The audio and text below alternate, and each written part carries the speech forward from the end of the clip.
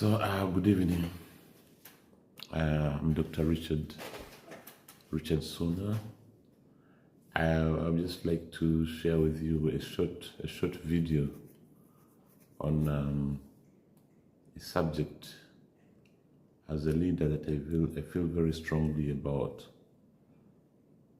that I hope will help you understand or help you as well. There is a subject of emotional intelligence. This is a subject that most people do not think about, but it is quite important in many spheres of our lives, whether you're a leader, whether you're an employee, whether you're an employer, whether you're a teacher, whether you're a friend, member of society. Emotional intelligence is something that we mostly overlook. Many times people only think about emotions. Usually they look at it with a negative connotation. But emotions,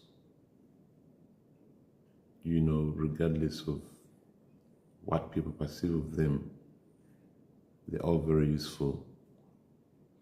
They are there for a reason, and they define you as an individual. It is how you handle your emotions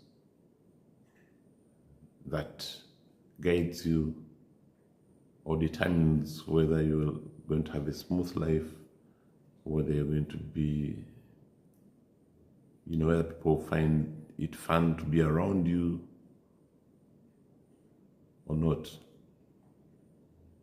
But ultimately, emotions are important. How we benefit from this discussion is for us to, first of all, acknowledge that they're important. We also have to understand, and we need to identify those emotions, that we project onto others or project onto ourselves. First of all, what is an emotion? Most people do not understand what emotions are. Essentially, a deep sense of feeling, as simple as that, and often triggered by incidents or happenings in our lives. So when you add intelligence to this, you're looking at how we perceive of our emotions, how they basically affect us as individuals, and how those emotions affect the people around us. Understanding how we need to control our emotions to ensure that people around us do not feel uncomfortable. And being able to talk about being able to identify other people's emotions and work with them to improve them. So before you look at somebody else's emotions, you have to, first of all, acknowledge yours. Learn how to control your emotions. Learn how to essentially portray yourself in situations that are emotional. For example, if you lose a family member, if someone, annoys you. Now, annoying is a big word. It could be perceived or real, but it is an emotion.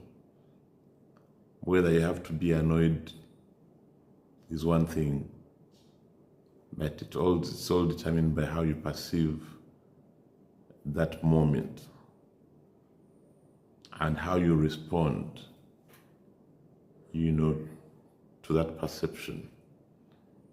which at this stage I'm kind of being careful not to refer to it as an annoyance, because that is also an emotional expression. So the sooner we understand, the sooner we acknowledge, the sooner we are more mindful about the wide array or wide range of our emotions and how they affect us, the better. It protects you as an individual, because it has got connotations of stress, which we all know is one of the biggest killers today. Stress is a cause of immunosuppression. It's a cause of a state of destruction, degeneration, both mentally, physically, and physiologically. Stress causes lots of medical conditions, diabetes, autoimmune conditions, and obviously cancer. So understanding our emotions and developing our emotional intelligence is a very important aspect of our health. In order to live a healthy life, we need to develop a healthy emotional intelligence.